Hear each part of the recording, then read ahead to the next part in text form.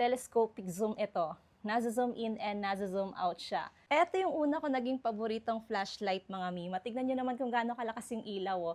Tapos ito yung medium light niya. Meron din siyang strobe light. Grabe, napakalakas. And ayan, bukod sa main light, meron din siyang side light na napakalakas din. Oh. Tignan nyo naman, magagamit nyo ito kapag magka-camping kayo. Napakalakas. Ayan, meron din siyang red and blue flashing na naka-on yung kanyang main light. Naka-off naman yung kanyang main light, tapos yung side light lang yung naka-on. Napakalakas, di ba? Tignan nyo naman. Ayan, meron siyang blue light. Meron din siyang red and blue flashing na naka-off yung kanyang main light. And bukod dyan, mga mima, tignan nyo naman, glow in the dark ito, kaya naman kitang-kita nyo to sa dilim. Hindi lang yan, mga mima. Ito yung isa sa gusto ko. Telescopic zoom ito. Nasa-zoom in and nasa-zoom out siya. Ayan o, long range na rin ito mga mima. Ang lakas ng ilaw din ito and matagal itong malobat.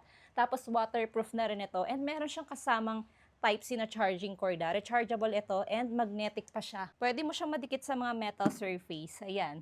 Di ba? Meron pa siyang clip. Ayan o. Kaya pwede mo siyang maklip sa damit mo, sa bulsa, or sa sombrero mo. Napaka-useful talaga ng mga flashlight and essential talaga siya kasi in case na mawalan ng kuryente, meron tayong flashlight na magagamit. Ayan, kaya kung gusto niyo rin ito, ilalagay ko na lang yung link sa Yellow Basket.